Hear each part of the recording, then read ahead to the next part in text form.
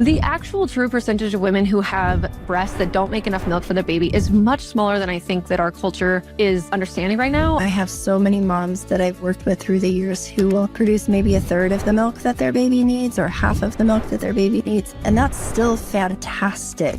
What would be your message about low milk supplies, specifically with tongue ties? The baby is really the driver for the milk supply. If at that 12-ish week mark, a baby has a poor suction ability, we're going to see a lowering over time. Sleep training is really bad for breastfeeding sometimes. Go off, Lynelle, let's hear it.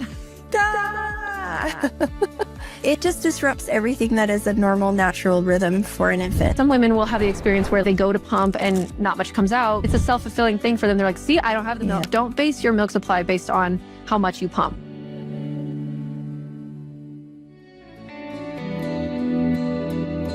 Welcome back to Healthy as a Mother. I'm your co-host, Dr. Morgan McDermott, and this is the show for becoming and being a mother, where Dr. Leah and I share the natural women's health and motherhood guidance that you're looking for through our fresh and balanced and functional lens. Today's episode is all about low milk supply and the various factors that cause it. And honestly, I don't think that there is a more thorough investigation into the causes of low milk supply anywhere else on the internet. To explore all 17 contributing factors of not making enough breast milk is my favorite IBCLC and craniosacral therapist, Lynnelle King. Lynelle has her own 8 children, an impressive educational background in lactation and tongue and lip ties, and she runs an extremely busy clinic where she makes women's dream come true in being able to breastfeed their babies when they've had struggle. This is a big episode with a lot of reason to take notes, so get ready and let's start learning. Okay, welcome back to the Healthy as a Mother podcast.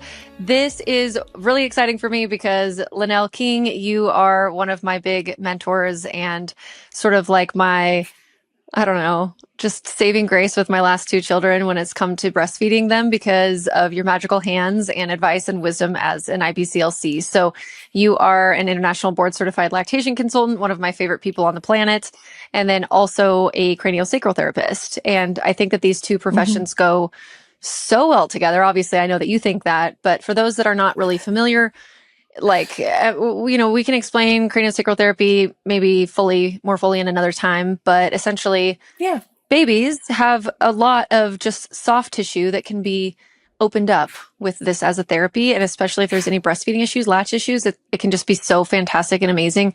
We're going to talk about low supply today. So all of the various causes and things that can be contributing to a low milk supply, because it's usually not just one thing. There's usually multiple different factors that are contributing. And so we want to leave the listeners, all of you guys, with a lot of practical tools and avenues to explore for how that might maybe be impacting your breastfeeding journey so that you can maybe increase it by like 30%, 50%, 80%, like depending on what's happening in your situation. So anyways, Lynelle, welcome. Can you please tell us more about you and your journey?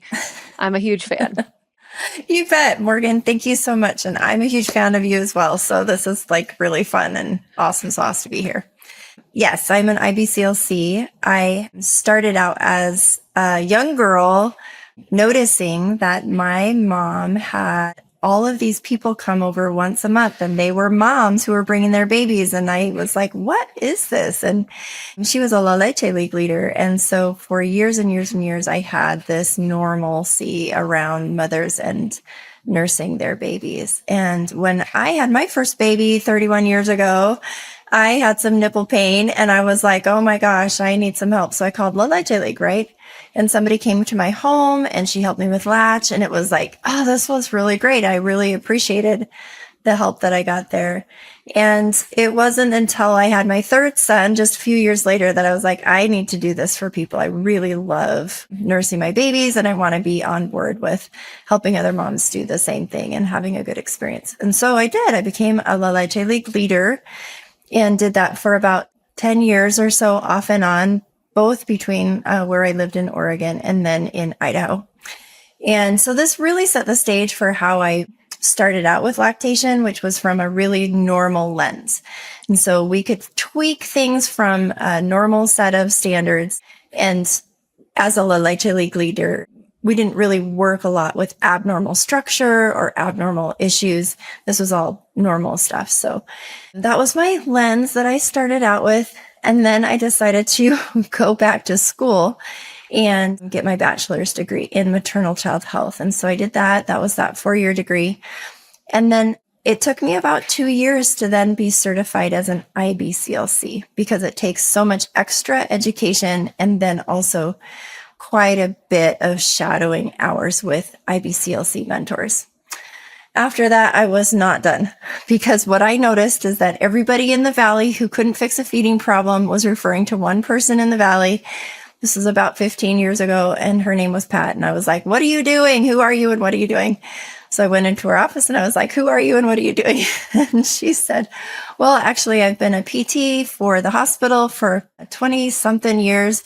But what I really do is craniosacral therapy. And I was like, oh my gosh, you got to pump the brakes. I don't even know what that word is.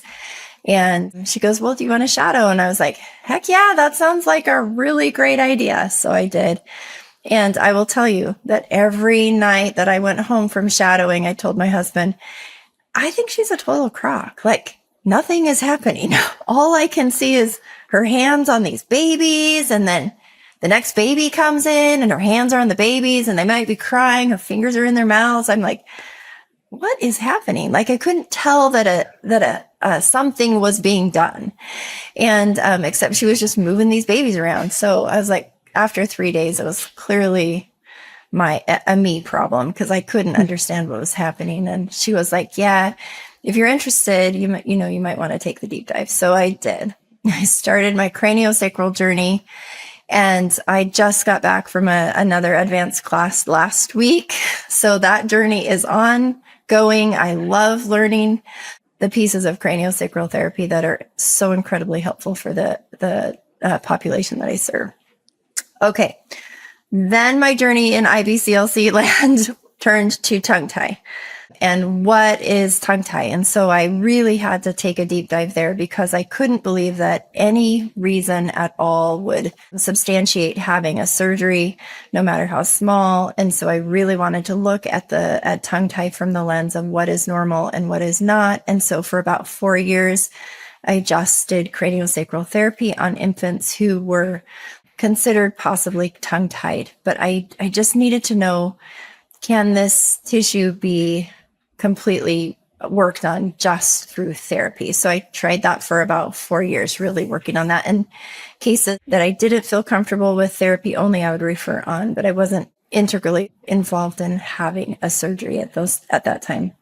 And then I decided during those 4 years to really do the research on what would cause me as an IBCLC to refer over to a tie release or not. And so that education is ongoing as well. So a lot of lenses in normal. Tongue tie is really popular right now as far as knowledge base.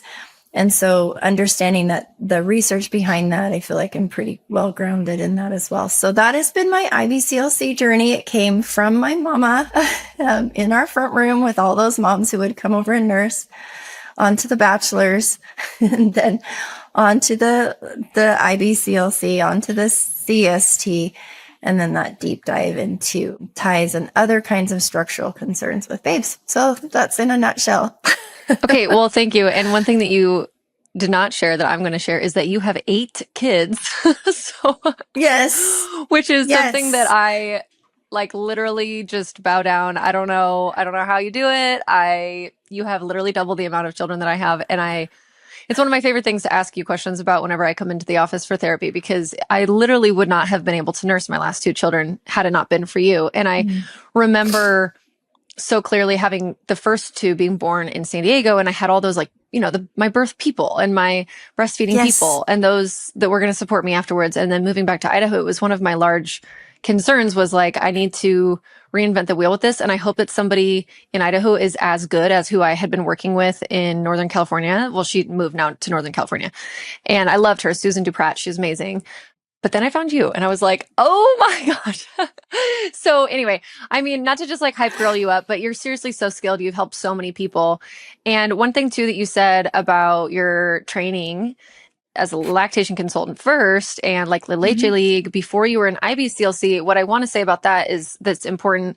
And this maybe will come up later in the episode too, as it pertains to women giving birth in the hospital, is that usually if you're getting any lactation help in the hospital, it's going to be somebody who is a lactation consultant or a nurse, like a lactational nurse. So maybe she just has some extra training, but she's not going to be an IBCLC. And where that's important is that those other like types of lactation professionals, which are helpful and they have their place, but they're really trained to only deal with normal lactational kind of like typical issues. Like, here's what a latch is, here's some different positions, here's how we can pump if your baby's in the NICU, etc., whatever. But if there is anything outside of that going on, like there is pathology of some type, and especially with the nuance with the ties, so tongue tie, lip tie, buccal tie, whatever, and being able to tell the difference with a baby that maybe doesn't need to have a release, but is tight with TIGHT, the difference there. They don't have that. They don't have that information. And they can say really damaging things in the hospital to women when they just don't know. And here's the other thing that is just a truth is that they don't have the continuity of care of following clients through experiences over weeks and months, because they really only get you for like 24 hours, maybe 48 hours. So they don't even know if they're, and I'm not bashing them. I'm just saying this is just a fact. It's just a faulty truth in the system right now, is that they don't know if the advice that they've been given was correct. So they never get to have that learning that comes with being a clinician when you're working with patients and clients and people over a period of time and understanding what, you know, just the difference in patterns and stuff. So I say that because on this podcast and in all of my content, I am such a huge pro IBCLC fan. And sometimes people ask me like, why are you so specific that they have to be an IBCLC? And I'm like, well, that's why. But also because to me, I'm just like, why wouldn't you hire the highest level professional that you could? Because you don't know, you don't have a crystal ball. You cannot predict the future. You don't know if you're going to have issues in pathology. And if you establish care with somebody who you really love and connect with, and they do have that ability to go there into that deeper pathology, should it come up and arise for you, why wouldn't you do that? For me, it's a sensitive topic because I had so many breastfeeding problems. I always have breastfeeding problems because my babies are all extremely tied. Truly tied, TIED, and they need the release, and then they need tons of body work, which you do for them. And so anyway, how this pertains to low supply is that when women are told that they have a low supply, and it kind of has this assumption, there's an assumed truth underneath it. Maybe it's not even said though, that you have low supply because you just have those breasts. Like you have the low supply breasts. Like you just have hypoglandular tissue is like what it would be called, or insufficient glandular tissue. And it's like, whoa, what are we talking about? Time out. There is so much that can be assessed that maybe has been missed because of just, again, that inability to have that deeper level of training and experience to see a woman who has actually totally normal milk, but maybe her baby can't pull it out. Maybe she's doing kind of strange things. She's like not feeding in the middle of the night when she really should be, or she's pumping only every 6 hours. Like, you know what I mean? Like there's so many things. So that's what we're going to talk about today. We're going to go through a slew of topics and factors that pertain to low milk supply, because the actual true percentage of women who have breasts that don't make enough milk for their baby is much smaller than I think that our culture is like understanding right now on a lay and even a professional standpoint. I think that we're thinking that it's a lot more. And so that's the first point that I would like to talk about. If you can just tell us about insufficient glandular tissue, IGT, sometimes called hypoglandular tissue, like what is it? How common is it actually? What are some ways that women can tell maybe if they have it or not? And like, let's just sort of start there, because I think that that's the one that a lot of women just assume that they have, and there's nothing they can do about it. It's like, no, wait, like, let's back it up. Maybe, but you also have taught me one really interesting fact that we'll get there is that women who do have true IGT in a subsequent pregnancy will make more glandular tissue if they do certain things with their first baby. And so we'll get there. So let's just dive into IGT first. Okay. Yeah, this is a big one. And a lot of people don't know those words, right? IGT or hypoglandular tissue. And they will just assume that they have a low supply, just like you were saying, from a myriad of different reasons, potentially. And so women who do have low glandular tissue are women who have breast tissue that is a little fattier in content. And so they may have breasts that kind of look a little bit different than what you would expect on like a Victoria's Secret billboard, right? And so some of those characteristics of hypoglandular tissue is a tubular shaped breast, something that kind of feels a little bit more narrow towards the nipple tissue. and it could be one-sided or the other. So there's so much nuance to this, Morgan, because a mom who has hypoglandular tissue on one side could produce a full supply for a baby on the other, and she may not even know that that's possible. The other thing that we run into is that a lot of women who have this type of a condition where breast tissue just looks a little different than what they would expect is that they've had a breast augmentation or something that is going to change breast tissue appearance. And so just coming into an appointment with an IBCLC like on the floor who's not reading your case about breast tissue, they're just reading your case about the birth, may or may not have a clue to how to help you if you've had some insufficient glandular tissue and now you're trying to nurse your baby with an augmentation. People who have an augmentation from a normal set of breast tissue development often can produce plenty of milk. So that's something that we really have to nuance in the office about what's the why behind that breast augmentation. So somebody who has this insufficient glandular tissue, you were just right when you said, hey, sometimes we can produce more milk with a subsequent baby. And the body's kind of amazing, especially around breastfeeding. There's so many tips and tricks and nuances to breastfeeding well. And it's really cool that if a mom was to use what's called a supplemental nursing system, so a little tube at the breast that goes into the baby's mouth, but the baby's actually breastfeeding to get that milk, your body will produce some more of that alveolar tissue. There's going to be some ductwork that is increased. And we see that at subsequent births that we get a little bit more milk supply, sometimes a lot more, especially if we're really tag teaming our hormonal responses at that point as well. So IGT, is it very common? No, it's not very common. It's not very common. And when it happens, there is a period of grief that mothers need to acknowledge will occur because not being able to produce enough milk for your baby is a really difficult thing. And I want to honor those moms who've really given that a go and maximize their milk supply to the most amount possible. I have so many moms that I've worked with through the years who will produce maybe a third of the milk that their baby needs or half of the milk that their baby needs. And that's still fantastic. And if we can then supplement with either a good formula or donor milk, which is awesome sauce, then we can get that mom and baby nursing their baby while she's building some more of that glandular tissue for a next child. It's pretty cool to watch those case studies come through the office. Okay, yeah, that you said so many things there. So an SNS tube, the supplemental nursing system, is no fun, but it is very amazing and can be the thing. So like I had to use one. I didn't have insufficient glandular tissue, but my son had undiagnosed like severe tongue and lip tie. And so he was not getting the milk out and we couldn't figure out why. And I had been erroneously told by an IBCLC, actually, okay, so everybody makes mistakes. Let's just say that. Yeah. So, and we're all just human. And this was also in 2015 when the tongue and lip tie information was not like it is now. I think there is it's not as robust back then for sure. There's no possible way if he had been born now today that this would have been missed. And even I, in my, I was a third year medical student. I thought I knew so much. I was like, why does his lip look like that? I mean, he had the grade 4, so it was so thick under his top lip and it notched his gum line. Like there was a split in his top gum line. Yeah. And it was so tight. And he had these big juicy lips. And I was just like, I don't know. I guess I've never looked in a newborn mouth before.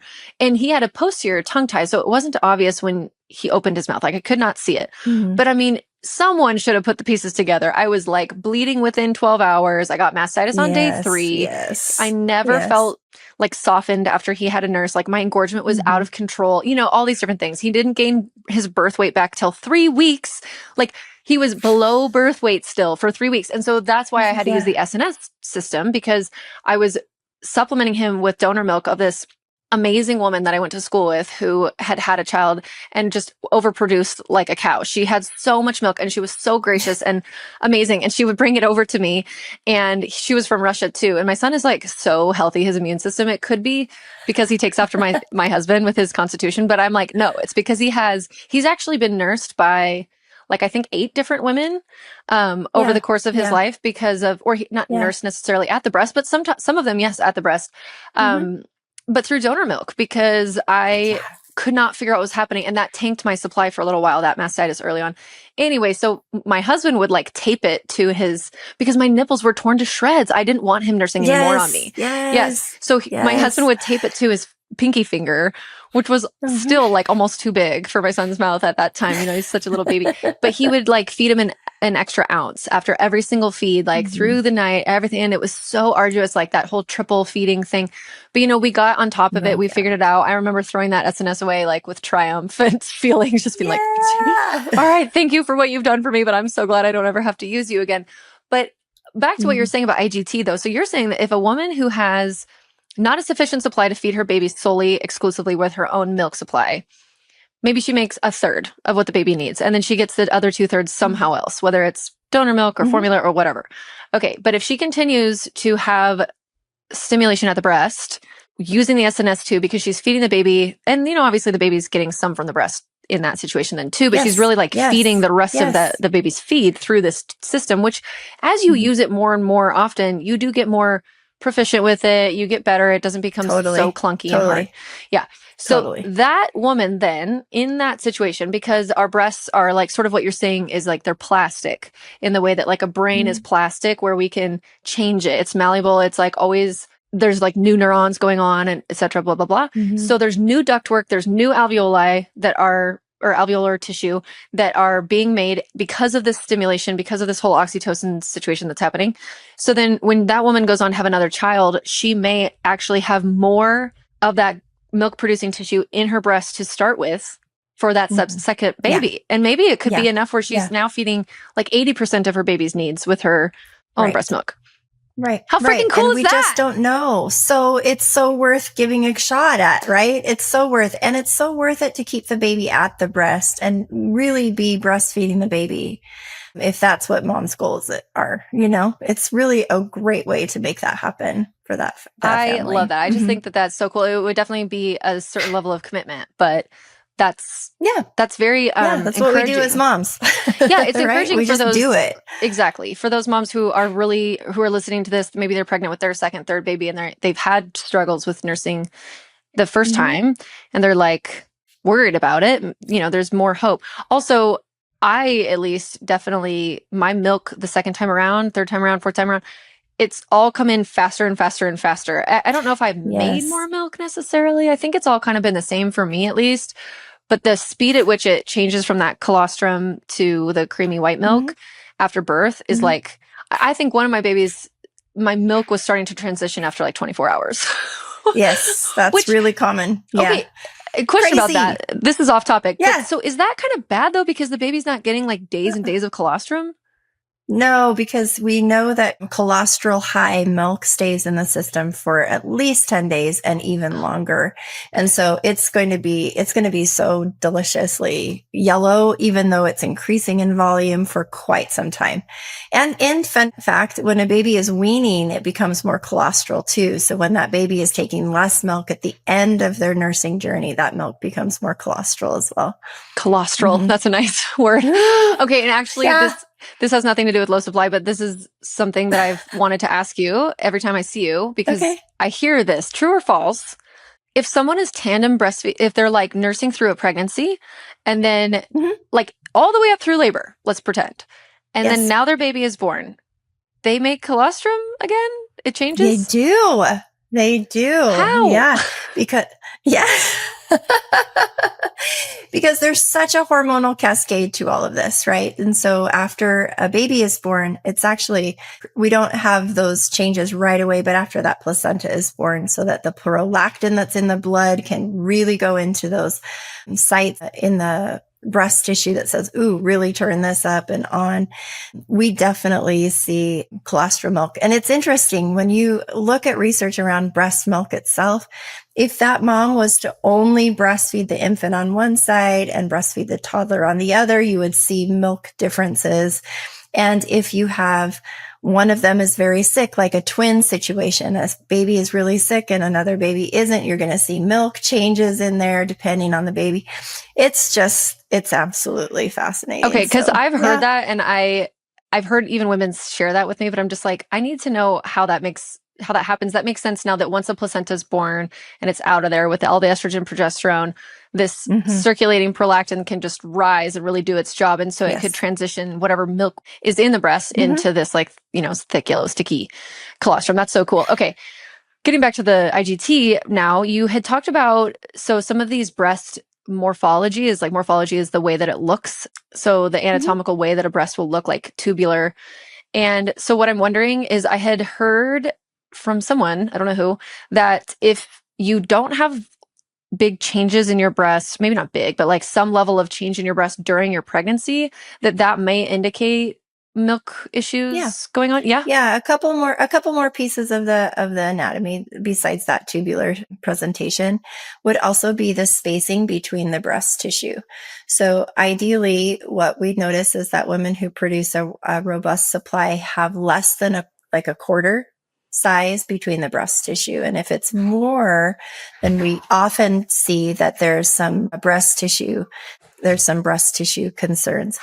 We also will want to look for veining, deep veining at the breast tissue as a pregnancy change, and some tenderness. So you may or may not experience a little bit of tenderness during a pregnancy, but most women do experience a little bit. And then being able to see that blood supply increase to the breast tissue, that'll be a big thing too. Okay, that's funny because I have noticed, I think this is a thing.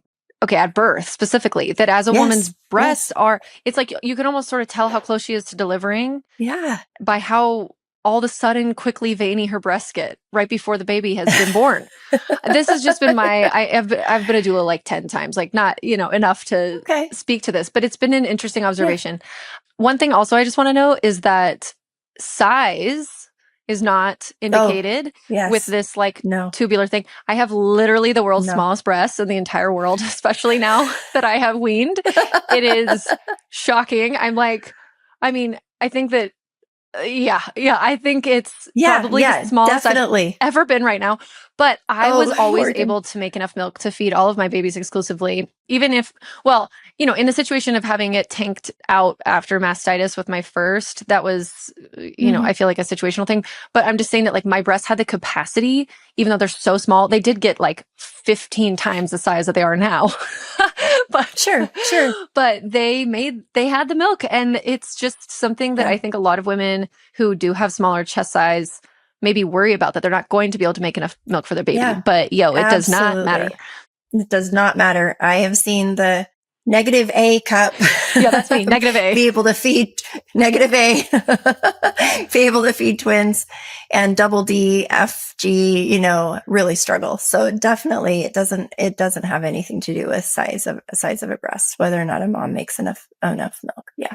Yeah, size does not matter, y'all. So, okay, what about fibrocystic breasts? Do you see that has any kind of play into milk supply in the way that the insufficient glandular tissue breasts do? Not typically. It's a little different. Fibrocystic breasts, sometimes we can see some lower supply, but it's more about the fact that the breast tissue is like a California highway inside. It's not like duct work that goes back to the alveolar tissue. It's kind of like this everywhere. It's a gland, so that duct work is all around. And so when you have a fibrocystic breast, you're going to have some of those fibroids in there. And so it's going to take up space.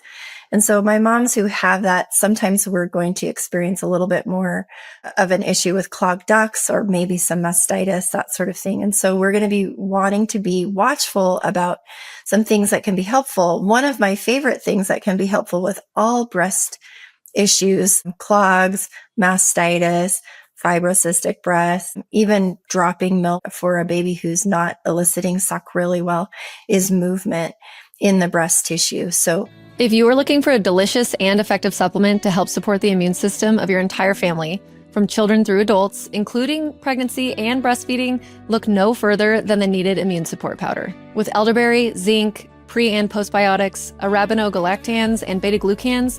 This berry-flavored powder can be enjoyed on its own, or it can be mixed into smoothies, juice, sprinkled on yogurt, made into popsicles, or even gummies. It's something that I always keep on hand as part of our wellness routine, and it can support you through the entire year. Give it a try by going to thisisneeded.com and use code HEALTHYMOTHER to save 20% off your first order. Again, go to thisisneeded.com and use code HEALTHYMOTHER to save 20%. We want to encourage a lot of movement in the breast tissue. I remember, I can't quote or cite the study I read a million years ago, but it's definitely proven to be true, which is that people who have a greater risk for these sorts of things are women who are like working on their computer all day or checkers at like a Walmart or something like that, where the breasts are in stasis. And the women who never got mastitis or clogged ducts were tractor drivers. And so it was just like this really fun study that says, oh my gosh, we really do need movement of the breast tissue to elicit really good milk supply and dropping of the milk and keeping things a little clearer. So a lot of movement in the tissue is really helpful for these moms. Yeah, going like bra free if you can, or getting, if you're a leaker and you need something just like a looser, no underwire bralette kind of style that can absorb some of the leaking milk if you need to, but they can move. I remember one time too, you told me to use my vibration plate when I had mastitis. And if you have a vibration plate, you know, for any of you guys, you could do that just as part of your regular routine. You can't while you're pregnant, but you can certainly while you're breastfeeding. And if there is any kind of like a clog or mastitis situation happening, it makes a lot of sense. But I mean, that just is like such a little microcosm example of how the like modern culture of sitting is the new smoking are habits that we do nowadays in modern culture that we never would have done before. We were always like walking around and moving. And yeah, all of it. And so it's just kind of what a funny thing that we're seeing after the reverb of that in our breasts even.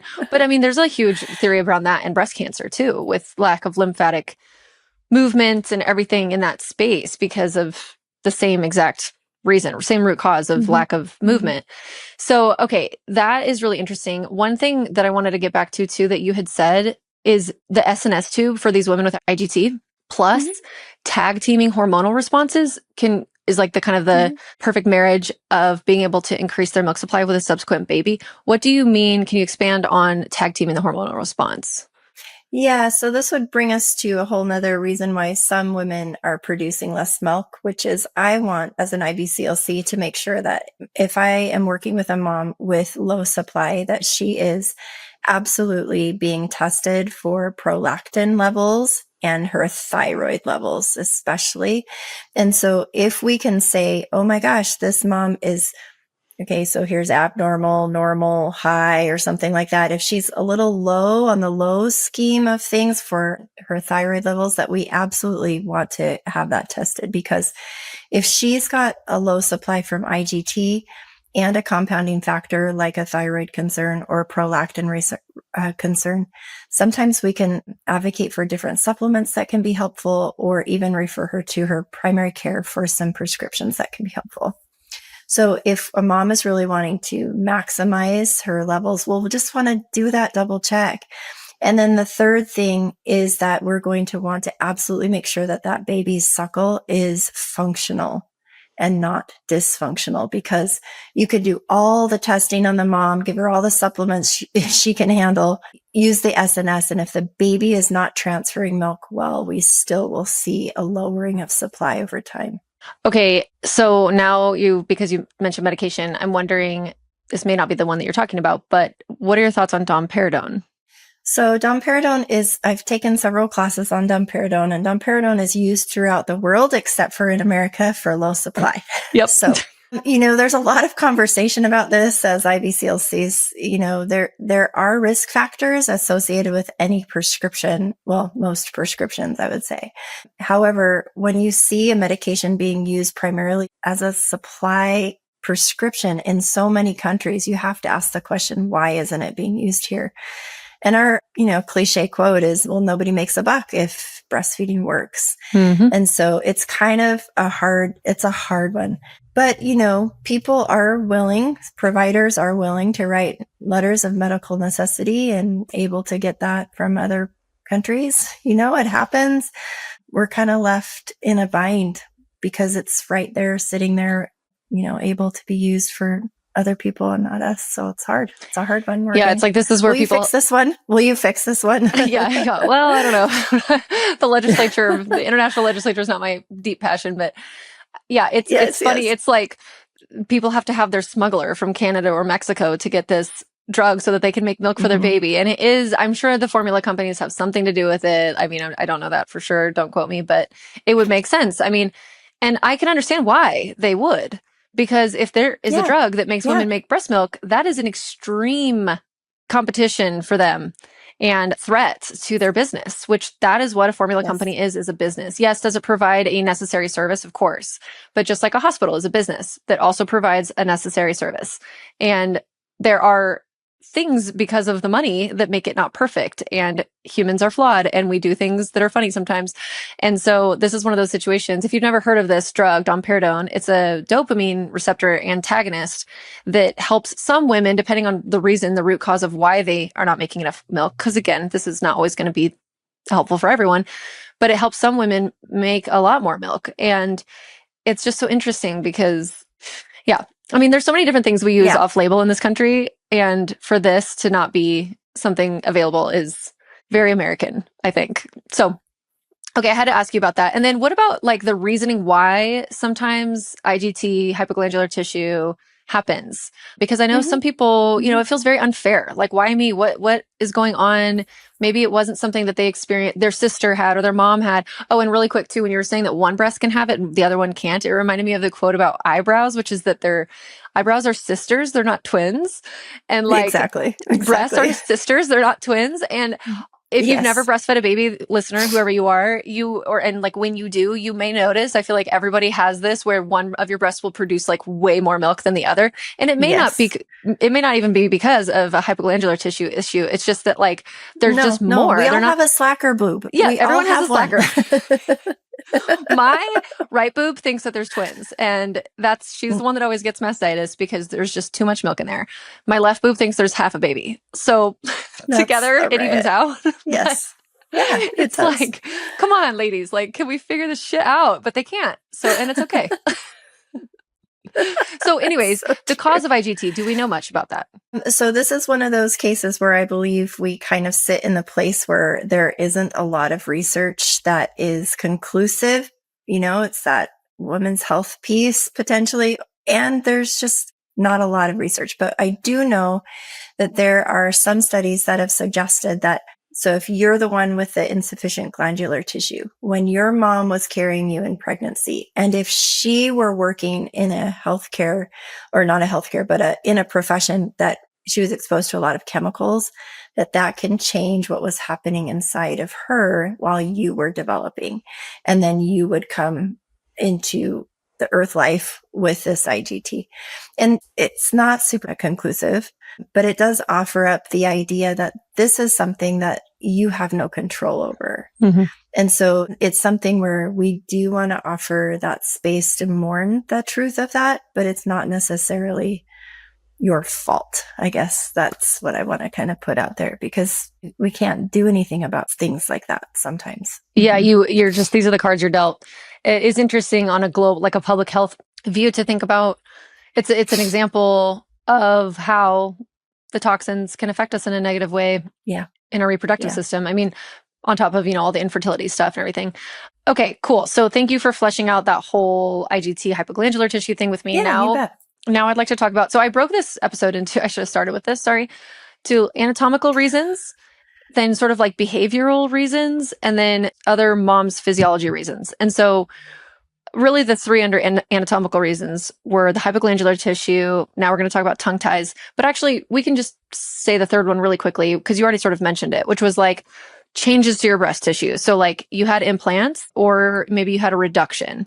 And so true or false, it wouldn't seem this way, but then when you think about it deeper, it does. But true or false, a woman who's had implants actually can probably go on to feed a baby pretty okay, but a woman who's had a reduction is in the situation where there might be more trouble.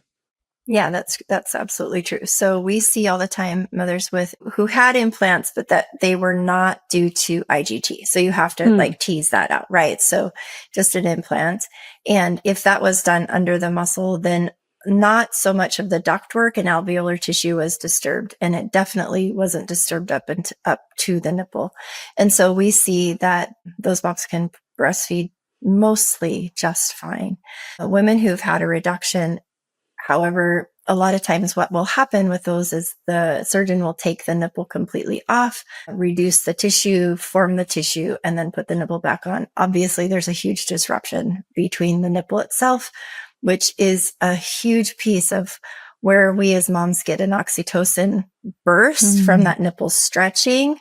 And so if we're not really getting, if that nipple was put just on some place that looked like a good spot, but it wasn't connected to all of that other glandular tissue with the ductwork and everything, you can see why that would just be a poor situation for breastfeeding. Yeah. And then they're scooping out some of that alveolar tissue that had the potential of making milk. So that's just an interesting. And the fatty tissue. Yeah. All the fatty. Yeah, exactly. And then, cutting off the nerve, the sensation and the duct, which some of it would rewire, but not to the extent that it maybe needs. Another case where we could potentially see an increase in milk supply on a second baby as well. Oh, good. Yeah. Because of that stimulation. Yeah, absolutely. But it's not perfect. It's not a perfect system that way. Mm-hmm. Okay, so let's move on to tongue and lip ties. So this could be an entire episode, and we do actually have an entire episode that I'll link in the show notes in case anybody wants to deep dive further. Unfortunately, this is affecting a lot of babies, and it's just stinks. So I've been there 4 times. If you're dealing with this with your baby, you're not alone. It's kind of scary how frequent it's happening because there's not really an explanation for it. And I do think that there has been a wave of overdiagnosis and all these industries and stuff like that made because of the tongue and lip tie world. But I feel like I don't know, you're definitely more steeped in this world than I am, but I do feel like we're kind of coming back more to like a balanced phase with that, where we're understanding that yes, some of these babies need to be released and a lot of them don't. And how can we manage the kind of the middle ground, the kids that are really iffy? Those ones are really tough, it seems, where it's like, do we not, what's going to happen, etc. But the reason why this affects milk supply, because people are like, what are you talking about? So if their mouth cannot, just briefly, if their tongue cannot reach the roof of their mouth and hold the nipple in position the way that it's supposed to be, it's kind of like milking a cow. Like if you've ever milked a cow or you've ever seen anybody milk a cow, they do not just like go up and squeeze it like as if it's a stress ball. There is an entire motion that needs to be done in order to get an efficient removal of the milk that's like right there waiting at the nipple to come out. The babies do the same thing. And so the way that their tongue undulates to move on the nipple tip is very specific. It's supposed to be this way, and it's not supposed to cause pain for the mother. It's efficient. It gets the milk out well. All of the things work perfectly and beautifully together, unless there is an issue, which is where this piece of tissue that is functional and like has a purpose, I guess. It has a purpose. It's not that we just want them out. Yes. But it's an anchor for the tongue, right? It's an anchor. We need it. Or it's an anchor for the lip, like whatever part of our face we're talking about. And we have these little connective tissue parts all over our body. But specifically in the mouth, if it is too tight and it's preventing the tongue from having the function that it needs to do, or it's preventing the lip from creating the seal, now we're in a situation where we're not having normal function. We are in a dysfunctional latch pattern. We are going to have dysfunctional breastfeeding problems arise from this. And it does not just affect breastfeeding. And so this is one of my soapboxes, yours too. I know, because it's like, because sometimes people have a tied baby, they know they have a tied baby, and for some reason, it doesn't really affect breastfeeding.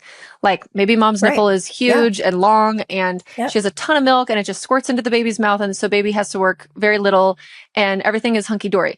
But here's the thing, is that if the tongue is not on the roof of the mouth, that is where it is supposed to be functionally for many different reasons. For vagus nerve stimulation. So when it's up there, and so sometimes babies will suck on pacifiers, their fingers, their thumbs, because the suckle reflex is very, very comforting to a baby. It's like one of their main things. But then also there is the reason why it's comforting. Well, I guess let's just talk about that. Well, why is it comforting to just suck on this thing?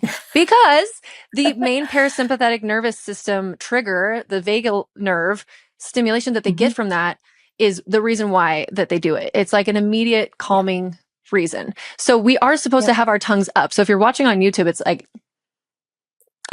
Up. You're supposed to be up. Anytime that you're not speaking, drinking, eating, your mouth at rest, lips should be closed, tongue is to the roof of the mouth, teeth are gently touching. Okay, that's like how you should have your oral resting posture. That's not happening anymore for a variety of reasons. Right. One of your favorite books and mine is called Breath by James Nestor. Is it Breath or Breathe? I always forget. Well, I always say both. Yeah, I don't know, whatever it is. It's by James Breath. Nestor, and it's bright yellow, and it's really good, and highly recommend, because he talks about a lot of the different reasons why our breathing has become dysfunctional. And having a lip and tongue tie is one of the, there you go, Breath. There, she's holding it up to the screen right there. James Nestor, excellent book. And it's one of those books that's a nonfiction that's not boring. Like it's extremely engaging. So good. And he kind of, it's like storytelling a little bit. It's really, really fantastic. But an unaddressed lip and tongue tie can affect the way that your baby's face develops. So if you've never seen or heard of the idea of a long face syndrome, Google images it right now. You'll be shocked. That is preventable. And you've seen people that have this, and you're like, oh, what's up with that? Tiny little recessed jaws, no definition of the neckline in that kind of a way. Usually they have major problems with crowding with their dentition because their tongue is supposed to widen the palate, bring it down, and create the entire dental structure of your mouth. And so this can affect your dental health. It affects the way you look. It affects the way you breathe. Then, breathing at night, now we're looking at like sleep apnea and ADD, ADHD symptoms simply because of the lack of ability to get good, deep, restful sleep. Now we're on medication for this. Do you see how this is more than just about breastfeeding? It's about a lot of different things. I know you and I are so passionate about so it many things because of our professions. Yes. And we see that. And when I was in the practice locally here seeing kids, one of the things that I kept seeing was the 8 and 9-year-old population of kids that didn't get released when they were infants that should have, that are now dealing with all of these repercussions in their later childhood years. And it was good that the parents were bringing them in because we can still do a lot. We can do a lot for the face morphology. It's still very movable. If we get into myofunctional therapy, we can do a release. We can train them to use their tongue the proper way so that their face and their mandible and their midface, everything comes out the way that it's supposed to. And it looks, attractive and strong. There's a reason why you see certain faces and they are beautiful. Yes, there's this symmetry and everything, but there's also this thread, the common thread of strong jaws. I feel like we think about that with men that cut like mewing and all this stuff that's really popular right now with the kids. But same thing with women. It's because this is a sign of health. It's a sign of overall good, sort of maybe genetics or the way you eat and breathe and all these different things, that you have this really strong angular sort of face. But so anyway, I just wanted to say that because if you're somebody who's on the fence or you are worried about this with your babies, or maybe you're dealing with this right now, it is not only about being able to breastfeed. That is usually the start. And the reason why it affects milk supply then is because over time, if they are not being able to get that good milk flow removed, it's teaching mom's breasts to make a little bit less every time. A little bit less. We don't really need that. A little bit less. A little bit less. Yeah, because they can't get the milk out because their mouths just are not good. Yeah, exactly. That's exactly it. Yep. There's so much passion here. Talk more about that, because I think that people think it's just not as big of a deal as it is. And for you and me, I know because we work in this, we see it. So can you just kind of explain it? And what would be your message about low milk supplies, specifically with tongue ties, how they relate? Okay. So in a quick nutshell, it's going to be that most moms produce a lot of milk in the beginning because they're hormonally protected. So for about 12 weeks or so. And then right around then, we're going to have a change in the hormonal system of the mama. And it's going to move to, your milk supply is going to move to whatever is demanded, then the body is going to create. So the baby is really the driver for the milk supply. Well, if at that 12-ish week mark, a baby has a poor suction ability because here's that palate and that tongue comes up and it doesn't seal nice and tight, but it just hits it because it's tethered down here, we're going to see, just like what you said, a lowering over time, and especially after that 3-month mark. So a lot of pediatricians are watching, parents are watching for weight gain only. And when weight gain is good because mom has a prolific supply in those first few months, it's like, oh my gosh, everything is going to be okay, especially if mom doesn't have any pain, right? And so what we see is that lowering of supply, especially after that 12 to 14 weeks time frame if a baby doesn't have a good suction on the breast. Now, one thing about lip ties is I use this example a lot. Here's the lips. The lips are supposed to rest gently on the breast tissue, right? And if they're curled under a little bit because there's a tie and it's kept tight, we're going to have a little friction from that. But also if the tongue is just dropping over and over and over again, and the lips are resting nice and gently, just like they're supposed to, even in a baby who does not have a lip tie, it's going to create friction blisters on those lips because the tongue is just dropping over and over again. So looking at babies and their lip tissue while nursing or right after nursing or even bottle feeding, we'll know that there's dysfunction in the tongue just by the presentation of the lip tissue. Yeah, it's pretty interesting. And just know too that if you go down this route, if your baby is tied and you get them released, they still may have those lip blisters, but you're working on it. You're doing everything you can. Like, what else can you do? Yep. And two, I will say that in our case, although the tongue tie releases, all of my children have been released. My son was 3 weeks, and then all 3 of my daughters have been either day 3 or 4 because I have to do it that early. Otherwise, I'm bleeding. I'm torn to shreds. Yes. Their mouths are so bad. But it is not a quick fix. Yeah, it's not a quick fix. And we're still on this path of high palates and palate expanders and myofunctional therapy. So it's because in utero, when the babies were developing, if their tongue was pulled down to the bottom of their mouth, and it wasn't up where it should have been, this is affecting the entire face and cranium and palate structure to begin with. So yes, although you release it, now you can start to work on it. It's a functioning tongue. You still have to, and I mean, some babies, they get released and their tongue is plastered to the roof of their mouth and everything is hunky-dory and great. But in a lot of cases too, I just don't want anybody to be sold on this idea that that's all you have to do. And then you're done. Nope. Sometimes it's a very long road. And this whole thing doesn't have a name yet. This intersection between like airway dentistry and ENT and craniosacral therapy and the body work and the releases and then you know what I mean? Like the IBCLC, all the lactation. It has to be such collaborative care. Yes. Like it really does if you want an outcome where you want the very, very best outcome.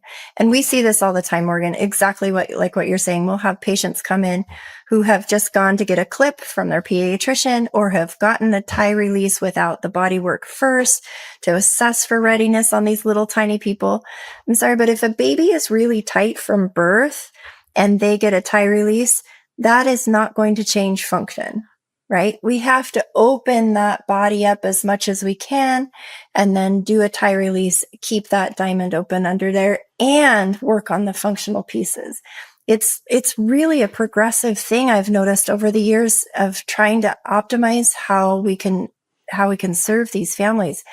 And you're right, as babies grow into little babies and children, not all of those things are addressed for every child. And so we're going to see some of those symptoms continuing on. Absolutely. So it is a long process.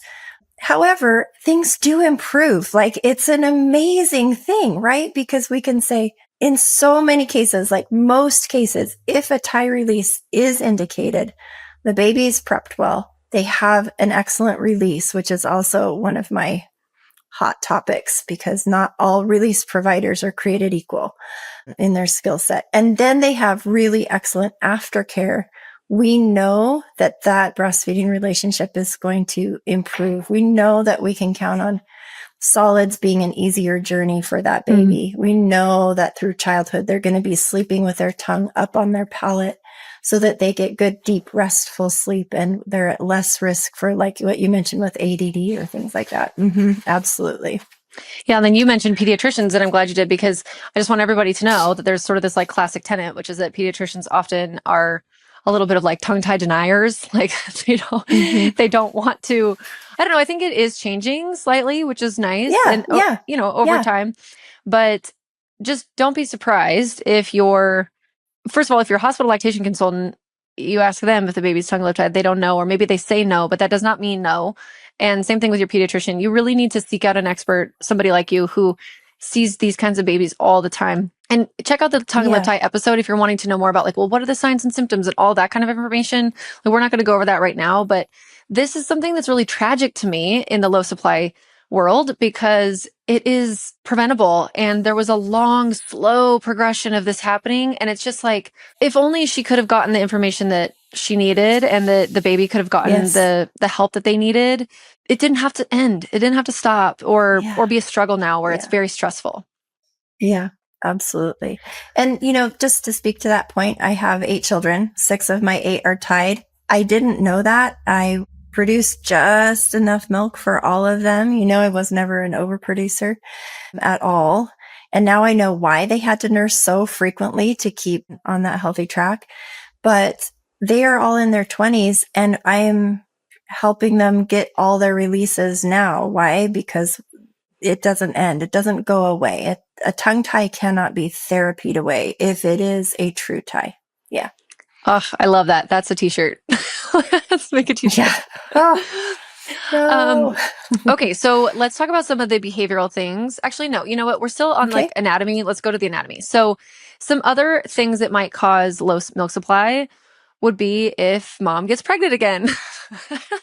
Oh, yeah. And you may be trying and expecting this. And also, just in case you didn't know, that it is common for a lot of moms, if you do get pregnant again, to have a reduction in your milk supply. Some women won't. I call those ones the mother goose types, the ones who can like nurse through an entire pregnancy, have a normal supply, feeding their maybe it's like an 8-month-old, like totally dependent upon breast milk. They're making the 30 ounces. Totally. And they can maintain building a baby and feeling like normal about it. You're a mother goose type if you're that person. Like I am not. I am a praying mantis and I wither away. I tried it once. I did do it once and it was terrible for someone with my body type and just, for so many different reasons. But a lot of women, most women, wouldn't you say, notice that their supply decreases, the baby gets fussy, or maybe the milk changes as time goes on to like the flavor. And so then the babies aren't interested. Yeah, that's both of those things are true. So what we're going to remember is that the body is going to serve the new growing baby first, and then it's going to serve the milk, and then it's going to serve up for mom. And so mom, like you experience, can be wasted or really tired or need an additional set of calories that she may or may not have access to in order to make this really successful for her. And milk does, from the research I know of, is it does change taste around 4 months of pregnancy. So we might have a baby who self-weans because they're like, I'm not having any of that anymore. Yeah. So absolutely. Just be on the watch out for that. And just PSA, you will drop an egg. You will ovulate first before your first postpartum period. Yes. So many women get pregnant on that cycle because they're like, well, I haven't had my period back yet. And it's like, well, yeah, but 2 weeks before you have blood, which is going to indicate to you that you have your period, there will have been an egg in waiting. Yeah. And so if there's sperm in there, just know. Just be aware. Just be aware. Be aware. Okay. So that is one thing that can cause low milk supply. 3 that are on the hormonal side of things that you had mentioned, a couple of them prior, were so your thyroid. If your thyroid is not functioning well, which is a very, very common issue in women in America and also postpartum, it's usually on the like a kind of a slower, insidious kind of situation with the low supply, but it could be fast. It can be rapid, especially if you're going into like a postpartum thyroid flare. And that might be a hyperthyroid flare, but still milk supply can be affected. And so if you're like, what is going on? This is just so strange. Like, I don't understand. Go get a full thyroid panel. Okay. A full thyroid panel is not going to just be a TSH. A TSH in this case it's not useless, but it's like having one piece of a puzzle, literally like a 1,000-piece puzzle. No, maybe like a 10-piece puzzle. And you're like, I only have one piece. How helpful is that? No, you need to have all 10 pieces. So you need to get your pen and paper ready. A TSH, a free T3 and a free T4, a total T3 and a total T4. A reverse T3 you could live without if you don't want to, but then antibodies. So TPO and TG antibodies. Maybe TSI antibodies too, if you're having hyperthyroid symptoms, which would be more of the like racing heart, insomnia, anxiety, like that kind of stuff. But what's hard with thyroid issues in postpartum is that they mimic a lot of just very common symptoms that women have in postpartum, which is like fatigue, maybe anxiety and depression. Yeah, it can be hard to tease out like what's going on here. So I always like to get a good set of postpartum labs at 6 weeks anyway. But if there's any question, that's your full thyroid lab. Now, prolactin is something else that you had mentioned, and that's another one because sometimes we have a very strange reaction to our postpartum hormone shifts, and we don't reach the levels of prolactin that would be normal. Actively growing and developing children can benefit from added electrolyte powders too, because true hydration doesn't come from water alone. And while we love to talk about the benefits of Redmond Relight powders for pregnancy, fertility, birth, postpartum healing, everything in between, let's not forget about the kids. The Relight Kids line of electrolyte powders was specifically designed with kids in mind. The mineral amounts are lessened to be specifically more appropriate for children or for adults who are looking for just a lower sodium option. They come in 3 fantastic flavors that my children love, including pineapple, pink lemonade, and grape, and they still benefit from all of Redmond's honorable manufacturing and quality control practices. The Relight line of kids electrolyte powders contains 60 plus trace minerals on top of all of the proportions of added minerals like calcium, magnesium, chloride, and potassium. Childhood is full of metabolic demands, including sports and learning and growth and recovery, and so this is an excellent way that we can support our children. Go to redmond.life and use code HEALTHYMOTHER to save 15% off your order. That's your entire order, so including the OG sea salt or any other seasonings, bentonite clays, toothpaste, etc. So go to redmond.life and use code HEALTHYMOTHER for 15% off.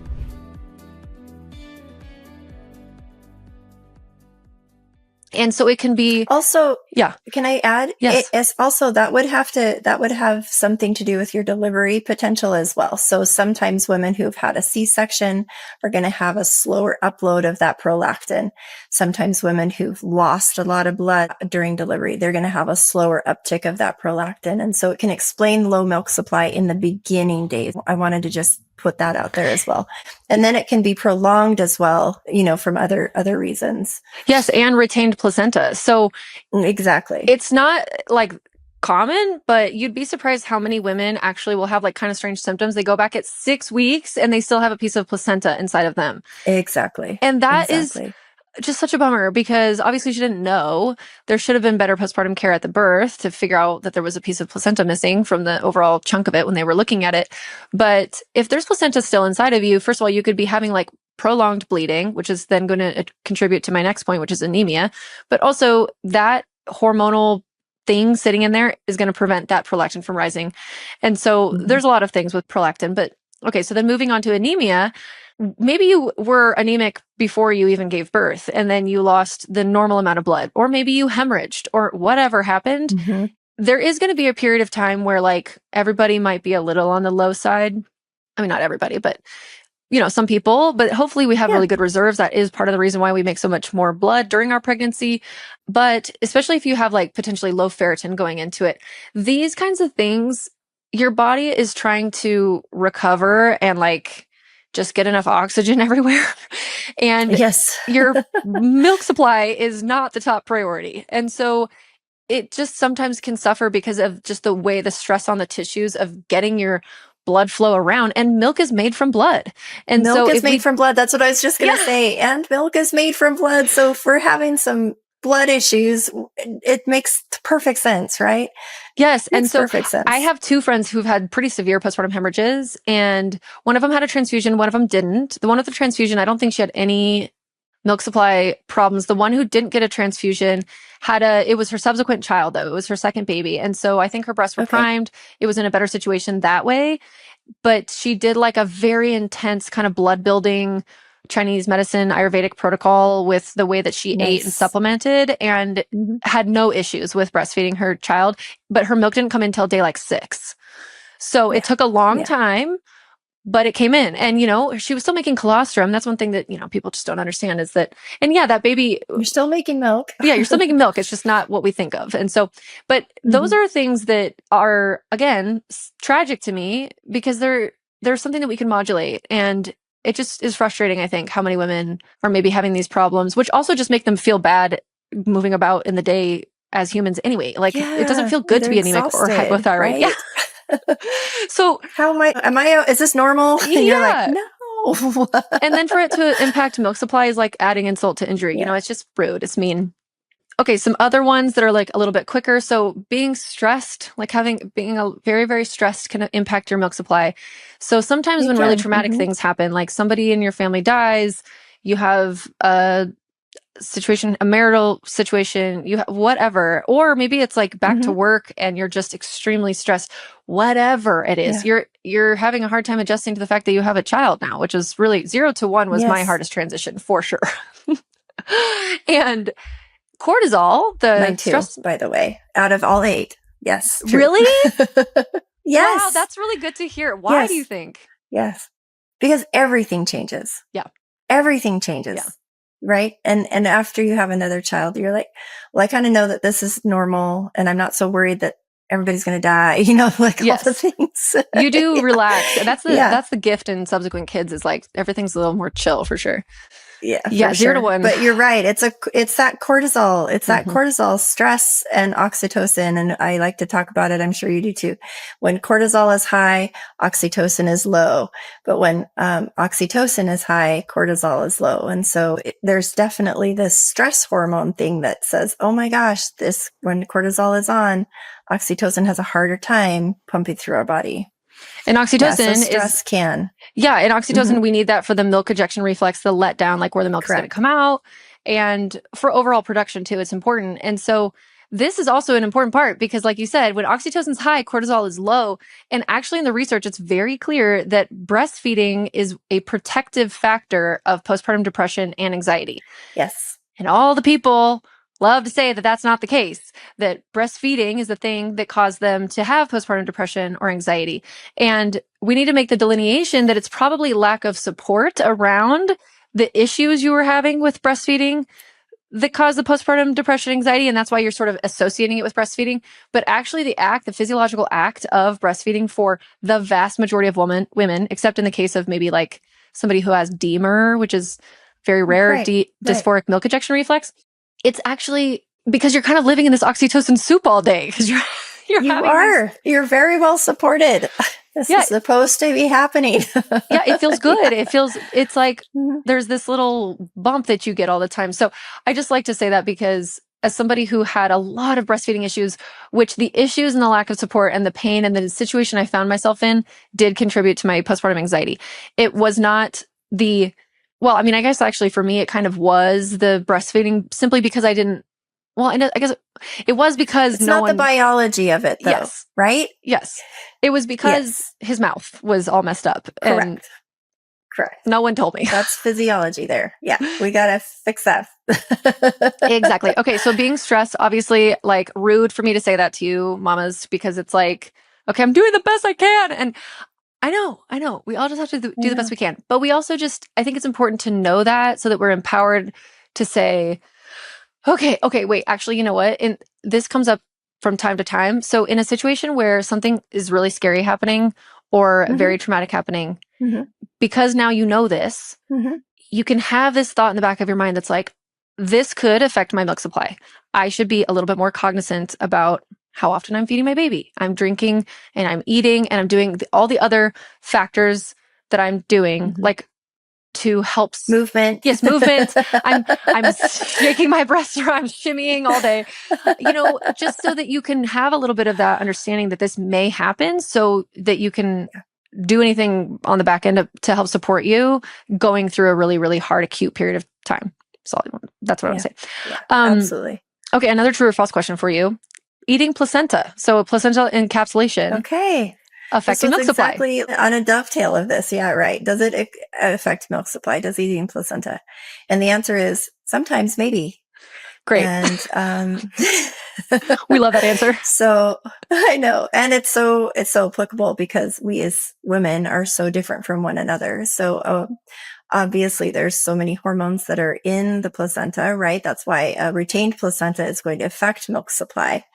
And so if we're ingesting placenta and we're on that teeter-totter of being kind of fragile hormonally, that could be a player. So in most cases, it's fine. But if I have unexplained milk supply concerns with a client and we are deep diving all of these things, I am going to ask, are you taking placenta? And if the answer is yes, I'll probably say, hey, I'd really like you to just hold off for a little while and let's see if this makes a difference, because it can for some people, not all. Yeah. Yeah. That's an interesting thing because I used to be very pro placenta eating. And now I'm like, I think it makes sense to eat the placenta at the time of birth, but then not beyond. That's kind of where I'm landed at this time, because everybody loves to tout, and I did too one day back in the day, that, oh, well, all mammals eat their placentas. And it's like, yeah, they do, but they don't like put it into pills and then eat it for months. Right. they eat it right then and there, big nutritional source, and that's it. And that's it. Yeah. So I always wonder, okay. So yeah, so that could be a thing too. So just to consider maybe for you. But there are women that say that eating the placenta was like a big, huge milk boost for them too. And who really knows? There's not very much great science or research on this yet, but there is a big San Diego study going on in San Diego that's like continuing, it's not done. Nice. So we'll get some information out of that, which will be cool. Okay, some quicker ones. So like insomnia, when we don't sleep very well, our body's overall stress, that kind of relates back still to the cortisol. Correct. Lack of calories and hydration, those things make sense if we're not feeding ourselves and drinking. Yes and no. Yes and no. So I'm gonna just say that there's so much evidence that around the world, not everybody eats and drinks the same. And to be on your app saying, did I get this many calories in a day? Oh, good. I know I'm going to make enough milk, is really erroneous, because our sisters in the Sahara may or may not have access to extra food or water, and they make plenty of milk for their babies as well. And so the answer to the milk supply issue is more about function of the tongue of the baby and the oral function completely, and the removal of that milk in frequency than it is in our calorie load. Now, we as moms are going to take the hit if we have a lower calorie load and if we have a lower hydration. And so we do want to stay really closely attached to how are we feeling in our bodies, not necessarily an app that says you need an extra this many calories a day. Yeah, so that's all I wanted to point out there. And I think that there was a story where a woman, there was like a stranding or something on a boat maybe, or some situation, or they were like trapped under rubble, and a woman who was breastfeeding like kept alive 6 people or something from, you know what I mean? Like there's art about this, amazing stuff. Yeah. Okay. One last one for physiology, and then we can go touch on some of the behavioral ones real quick, because I know that we could just talk forever, is birth trauma. So we did kind of mention that a little bit ago, but so having some sort of a traumatic event, again, we can interplay this with cortisol and the hormonal loops having a bit of a delay. And maybe there wasn't skin to skin. Maybe there wasn't latching for several hours. Maybe baby's in NICU. Maybe, there's so many different things that can happen. Placenta, blood loss, like whatever. There's a lot of ways that this can play out. And so I don't say this to shame, because obviously nobody chooses these things. This was not the expectation. Right. But I say it to empower that if this is, keep this little note in the back of your mind, if this is the way that the birth goes for you, you can know, okay, if it takes more days for my milk to come in, or if maybe it's a slower start, that doesn't doom me forever. I can expect that this is something that would be normal to happen, and I can work at it and work with someone who can help support me through this. And in addition to that, if your baby was born via C-section, or maybe during your birth you had IV fluids with an epidural or something, if you get IV fluids, baby is getting IV fluids, and baby can be born a couple ounces like heavier than they actually are. Several in some cases. Yeah, several. And nobody really knows exactly how many for each baby, but what's important about that is that they're like birth weight loss, which the hospital will be measuring for, very intently, might seem like more because there's just a couple ounces of, or up to several ounces of water weight. It's not the baby's fat loss. Yeah. And, this should be something that they all know. And I just don't understand why it's not like very, very normal and standard of care. But you can be the educator for your nurse team and your pediatrician and your doctor and say, oh, but did you know this is probably okay? So when they come in and your baby's 2 days old and they've lost already now more than 10% of their birth weight or something, and they're pushing formula on you and you're nursing fine and everything is great, and you're like pretty sure that your baby's getting good colostrum, you can say, I think that this is probably to do with a bit of an inflated birth weight due to the fluids, and we're just going to see how things go. There's no emergency. It's okay. I mean, as long as all the other signs and symptoms of your baby being okay, affect-wise, are on point, but just know that. And it's so frustrating that people don't inform women about this. Yes, yes. And then they're all upset and you feel like you're a failure because you're not feeding your baby enough to keep their birth weight up. And actually they just have more water weight to lose, plus that meconium at the beginning. Like weight loss after birth is normal. Please normalize the fact that that is true. And what we need is that baby to be the breast, really frequently in those first several days and weeks so that we can increase that milk supply mom's going to make. But oh, it just makes me crazy as well that there are so many little things that like, just can we please let women know to advocate for themselves because it doesn't get taught around. No, it doesn't. So many other people's professions. No, and it's like just education prior about breastfeeding specifically is so important. It's like they'll tell her she doesn't have enough milk. They'll tell her, oh, you're yes. one of those women that doesn't make enough milk. Yeah. Stop. It makes me so mad. Okay. So real quick, some of the other things. So when I say behavioral, what I just mean is like the way that we're doing, not like you're messing it up, but just there are things that can kind of insidiously affect your milk supply. Like if we're not feeding the baby often enough, because we don't know how much a breastfed baby takes in every time they feed. Sometimes they snack. Sometimes they have a full feed. If we are very regimented on an every, like, let's say 4-hour schedule, and we're not watching baby's cues and feeding on demand, especially in the beginning, there's a pretty good chance that things are going to maybe not go that great because we're not behaviorally acting in the way that would be supportive of this journey. And in the beginning, it's hard. I get it, you guys. It's like you feel like they're on you all day long. And they kind of are, honestly. For the first month, it's every hour. I mean, when they say like, oh, feed the baby every 3 to 4 hours, are you kidding me? I've fed my baby 3 times already in this 3-hour chunk. Like, yes. And that's normal. And like you and I, like and everybody, I mean, if you talk to women, they're all doing that. It's just the books and the blogs and everything. They say to do this other thing. And especially when they're in a sleep training, like geared world. I know you're getting so angry. Sleep training is really bad for breastfeeding sometimes. Go off, Lynelle. Let's hear it. It just disrupts everything that is a normal, natural rhythm for an infant who is working off of biology in their body. One of the biggest things for becoming a mom that I think is challenging is trusting that it's going to work without your input. Like you don't get to be in charge of this part. The baby does. And giving up that kind of control is really challenging. However, in a normal nursing situation, that baby is going to ask for nursing when they need it, and they're going to sleep when they're tired.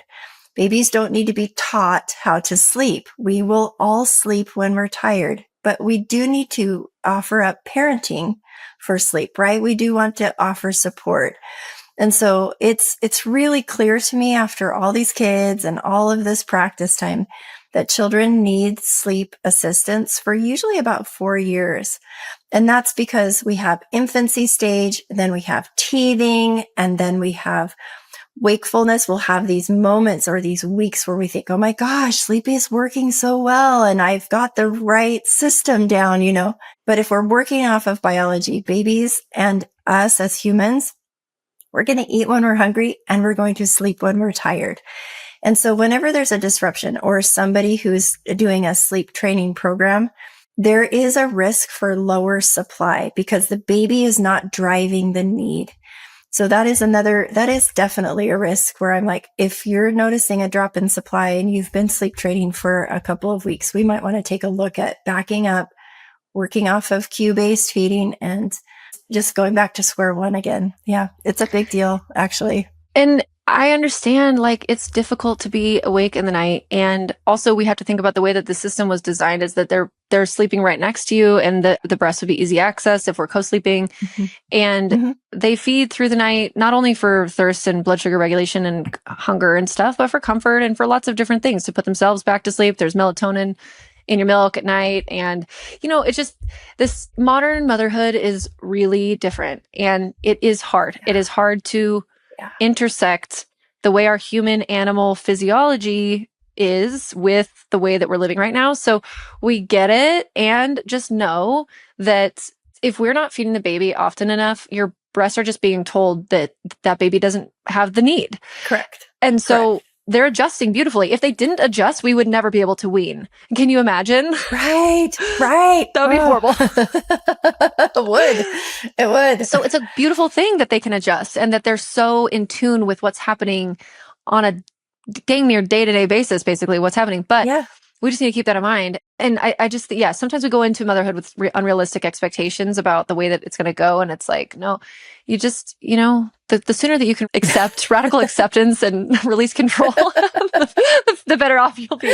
Okay. And similarly with that is pumping. So if we're pumping, maybe we're exclusive pumpers, maybe we've gone back to work, or we're just pumping because of whatever reason. And if we're not pumping sort of like quote unquote correctly, what I mean by that is like we have the wrong flange size. So the flange, which is like the part where your nipple goes in, first of all, the flange that comes on all of them, which is like a 24 millimeter or something, is gigantic for most women. It's gigantic. Yes. Was not designed for most women. A lot of them, they're going to go a lot smaller. So getting fit properly for your flange size is absolute step one. But then also your flange size can change over time. Yeah. Yes, slightly. Usually it's not a huge deal. What we know is that we want a flange, the pump flange, the hole where the nipple goes in, to be as small as possible. So we want that flange to fit right around the nipple itself so that we get enough stimulation on the nipple tissue for letdown, which is like oxytocin driven when you have a stretching of the nipple. So if you're including too much areola space, moms are usually in pain, and pain is a cortisol flip. And so we have less oxytocin. So we want this to be super comfortable so that the nipple tissue can be stretched well. And then we can have that oxytocin drop. So having a really good flange fit is really important. And that research is really becoming robust. And so absolutely make sure you're comfy when you're pumping and that you're using a really good pumps. Not all pumps are created equal, and not all women respond to pumping the same way or the same pump in the same way. So being able to figure out your pumping style is really important for a good, sustainable pumping experience, I think. And this is a piece of that separation that might happen at birth. If you are separated from your baby at birth, it's really important to have that pump on board within the first hour, as if you were going to be nursing that baby in the first hour. We used to teach like, 3 to 6 hours, that'll be fine. But no, we want that pumping to start right within that first hour if possible. Yeah. And just because that's great. Yes. That's so important. And so if something is happening, yes, it's like on the back of your mind, especially if your baby's being taken away and you're very scared and you're recovering from birth, you're trying to figure out what's happening. But hopefully, and this is part of the conversation that can go on with your partner and your birth team about your postpartum care, it's like, hey, if I'm not demanding the pump, my mind is elsewhere because something's scary happening to my baby, please, like, go get the pump, set it up for me, put it on my boobs. Like, just do it to me. Thank you. Because I don't want to be the one driving that boat. Like, help, Yeah. And I was going to say too, that some women will have the experience where like they go to pump and not much comes out. Maybe it's because, like you said, they have a wrong flange fit or they don't respond to that pump. And then they think, oh, I see. And it's a self-fulfilling thing for them. They're like, see, I don't have the milk. See, I have low milk supply. And it's like, no, that's not the complete story. So don't base your milk supply based on how much you pump. Correct. It's just babies are more efficient in almost all situations, unless the baby has a tie, right? But usually they're more efficient. Okay. But then speaking of like devices and things, nipple shields, sometimes we need to use a nipple shield for a period of time. Yep. It's a great tool. Yeah. Great tool. But we don't want to use them for too long because they can affect the milk efficiency, like the flow out. And that can contribute to low milk supply. Yeah. Well, again, we want milk removal to be excellent. And so if we're using a nipple shield, it's going to tell us already that there's some dysfunction that we have to address. Yeah, good point. Right? Yeah.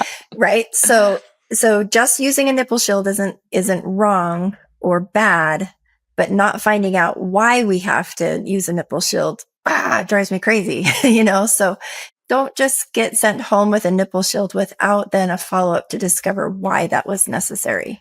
There's that little exercise that I like to do where everybody, if you get your arm clear right here and you take a big old suck on your arm, like, go ahead and do it, Morgan. Like you try to like give yourself a hickey on your forearm? On your forearm. Yeah. Give a big old suck right there. There you go. You're my... Okay. Yeah. Do you get any flesh in? Oh, yeah. Yeah, you do. And is there a nipple there? No. So to be able to pull the breast tissue, even with like a flat nipple or something like that, you don't need a nipple shield if you have flat nipples or an anatomy of the breast that is a little more challenging. What you need is a really good suckle from the baby to bring that nipple tissue into the mouth. So nipple shields do serve a purpose. I use them on occasion as well, but they're always a tool being used while we deep dive what else is really going on that prevented this latch from happening well. Yep. It's not something to be relying on because there's the deeper dysfunction is still there. Okay. And then speaking of that, as a tool to not rely on something to be using temporarily is pacifiers, because pacifiers can be, actually, you know what? This is reminding me, I wanted to say one more thing about the sleep training and blocked feeding, kind of like the timed, very structured feeding.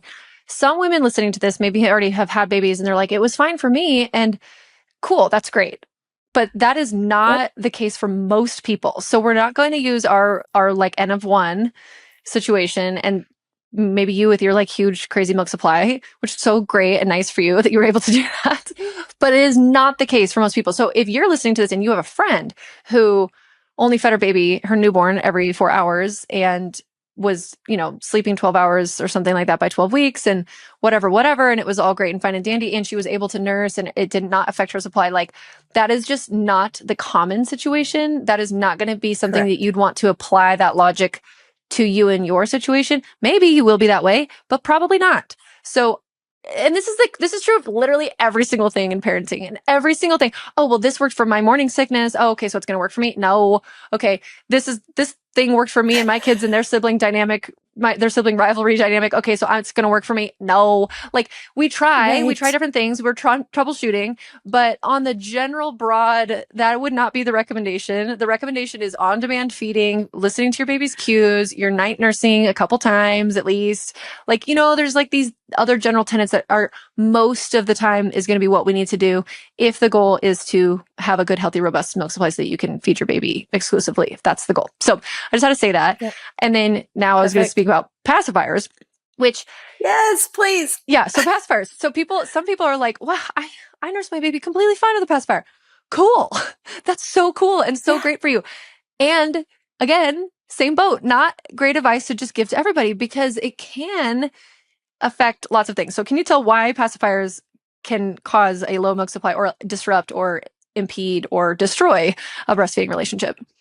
Yeah, there's a couple of things. One is that not all pacifiers are created equal. And what we're after at the moment is when we're using a pacifier in most cases is to settle a baby, right? We need this baby to settle down because when a baby is really upset, everybody's hormones are big and you're pitting out because you're sweating because it's like so stressful and you're like, oh my gosh, this is crazy. So you use a passy, settle that baby down. And sometimes we just need another tool or another set of hands so that we can manage through this period of time. Or in the car, like I'm a huge proponent of if you need to use pacifier in the car, it's a great place to use it because, driving with a crying baby is really challenging for all of us. So how does it lower milk supply? Well, okay. Here's the palate again, right? If you have a pacifier that is in here with a very hard plastic or a harder plastic and the tongue is here, the tongue never gets the signal that it actually needs to go all the way up to the palate because there's a pacifier in the way. And so it's like doing your exercise halfway. Like if you're doing bicep curls, you're doing it halfway and you're not ever getting that whole curl in there. And so if we want functional suck to happen at the breast, we're going to want a pacifier that can help us. It will be a tool to helping us bring that tongue all the way up to the palate.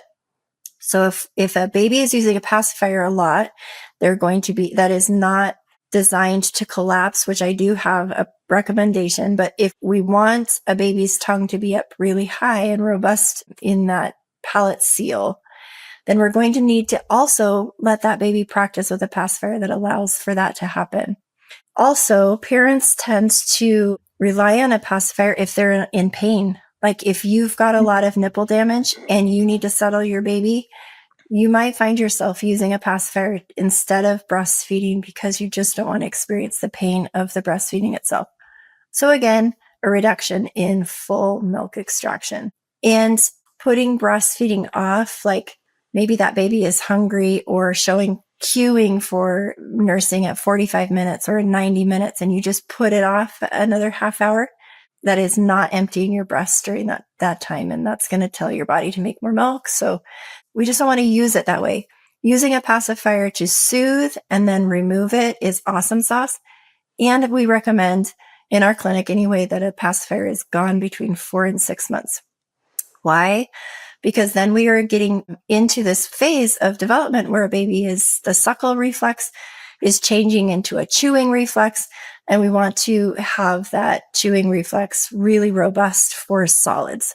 So we want that suckling reflex with that extra pacifier use to be just soothing and removing and gone by about 4 to 6 months. So yeah.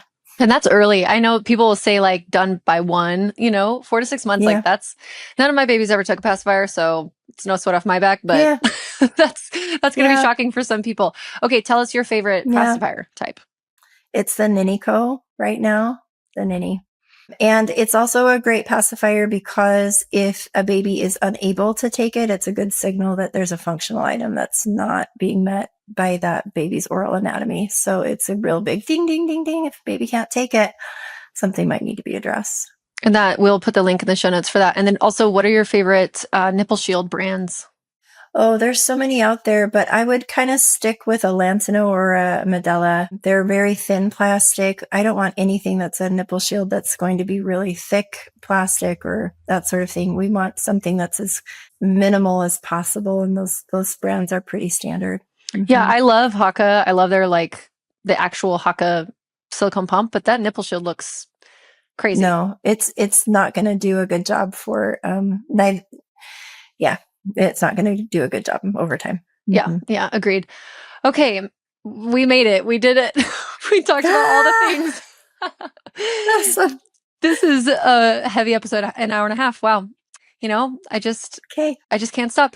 You can't stop. There's so much to say about this. So thank you so much, Lynelle, for being on. And hopefully all of the mamas will be empowered by this information, and maybe it can help explain things that happened to you in the past. Maybe it can help you empower you in your education for the future, or maybe it's your first child and, you're so ahead of the game if this is your first child, because just even hearing some of these words for the first time, you'll have at least a layer where you can come back to this and re-listen and then get the support and understand the physiology of the way that these things interact with each other. Because that's my goal, at least I know yours as well, is that women don't ever say that phrase of I wish I had known. Right. Ever again. Right. Oh, I want it eradicated because it broke my heart. That was the story with my first. And it was so much unnecessary suffering. I did not need to go through that. Although maybe I did in my soul evolution so that I could do what I do now because, my passion is definitely There's different. A lot of passion. Yeah. Definitely different because of that. But man, it really sucked going through. It was the hardest thing I've ever done in my entire life. Yes. And medical school, whatever. No, nursing a baby with a tongue tied. No one tells you that is tongue tied. Oh, terrible. So anyway, thank you so much for your wisdom. And we will be having you back on at some point in the future for another episode for sure, because I want to talk more specifically about that nuance between tight and tied and all of the wonderful ways that craniosacral therapy really works as a deep dive into craniosacral therapy, because it is hard to understand, but it is absolutely magical. And so anyway, thank you so much for your time, Lynelle. This has been awesome. Thank you. Thanks you so much, Morgan. Take care. Thanks. Kids get sick. It's natural and normal. It stinks, but there are things that we can do to support their immune systems, their symptoms, and the progression of the illness. And so it's something I'm asked all of the time, and I created a course for you. So if you've ever been wondering what are my top remedies, the homeopathics, herbs, nutraceuticals, home remedies, supplements, anything and everything that I like to use for pediatric immune health from newborns on to big kids, I have made a course for you, and it is called the Natural Cold and Flu Care Course for Children. Not a very original name, but it's very useful, and you will use it again and again to revisit it each time that your child is sick. So you can find the information for that in the show notes. In order for others to hear this information, please leave a review with Apple Podcasts. Subscribe and share with a friend who would benefit from this content. Please remember that the views and ideas from this podcast are for informational purposes only and are not intended to be a substitute for medical care of any kind. including the diagnosis and treatment of any disease. Consult with your provider before integrating any of this information into your own healthcare plan. A healthier future starts now, and it starts with you.